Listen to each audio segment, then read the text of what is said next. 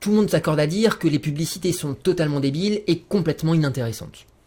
Pourtant, les marques payent des fortunes pour continuer à en diffuser et leur impact sur la consommation des ménages n'est plus du tout à prouver.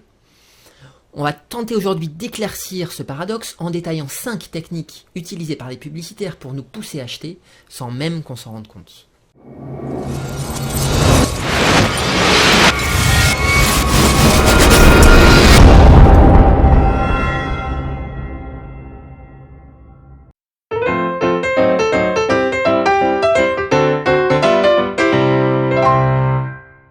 Cette technique est beaucoup utilisée pour vendre des voitures notamment.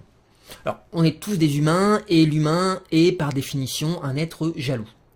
Voir à la télé un homme qui respire la réussite, qui a une famille parfaite, une maison parfaite, un physique parfait, ça énerve. En tout cas, moi, ça m'énerve.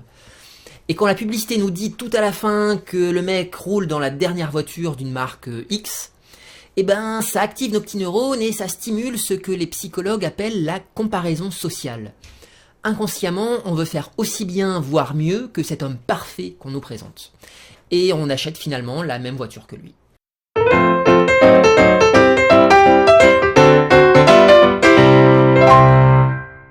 Celle-ci, c'est la technique que je trouve la plus odieuse personnellement.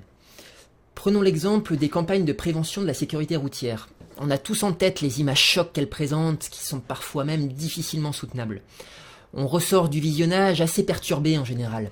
Et ça je dis pas, moi je trouve ça plutôt pas mal et assez efficace pour changer les comportements dangereux sur la route. Le problème en fait c'est que 2 ou 3 spots de publicité plus tard, un constructeur de voitures va vous vanter les mérites de son nouveau modèle, notamment en termes de sécurité. Pof! La solution au problème soulevé par la sécurité routière vient de nous être livrée sur un plateau. Dans la grosse voiture qu'on nous présente, on se sent en sécurité, et notre cerveau évacue ainsi les images négatives des accidents de voiture qui ont été vus quelques minutes plus tôt.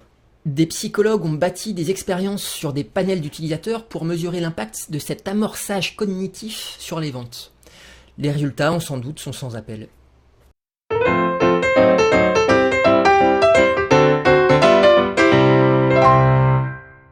Une expérience toute simple permet de mettre en évidence le phénomène du conditionnement associatif. Prenons une personne à qui on demande d'essayer 2 stylos de 2 marques différentes. À chaque fois que la personne utilisera le stylo de la marque A, on mettra une musique dissonante, désagréable à écouter. Dès qu'elle se servira du stylo de la marque B, à ce moment-là, on diffusera une musique très agréable.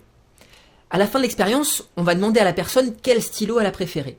Et dans 80 cas sur 100, voire 90 cas sur 100, elle répondra le stylo B, c'est-à-dire celui qui était associé à une musique agréable. C'est ça le conditionnement associatif. La plupart du temps, il est lié à la musique.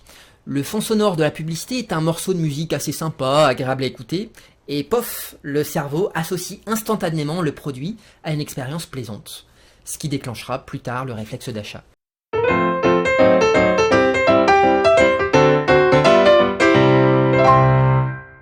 Vous vous installez tranquillement dans votre canapé en attendant de regarder le film du dimanche à la télé. Quoi de plus banal? Vous visionnez des dizaines de spots publicitaires, dont celui d'une marque de boissons gazeuses, mais vous n'y prêtez pas vraiment attention. Le film démarre.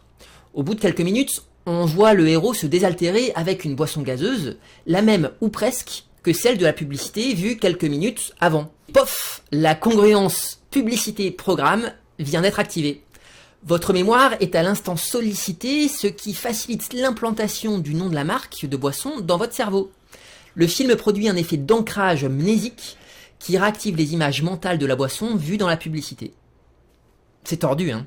Le psychologue Adrian Furnham s'est intéressé à ce phénomène et les expériences qu'il a menées ont prouvé son impact très important sur le comportement d'achat.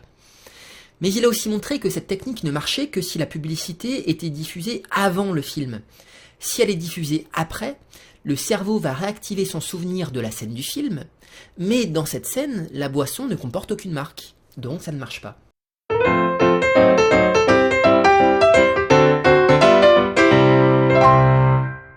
L'heuristique de jugement, c'est un mot certes un peu compliqué, mais qui signifie quelque chose de très simple. En psychologie sociale, c'est une opération mentale automatique, rapide et, disons, intuitive.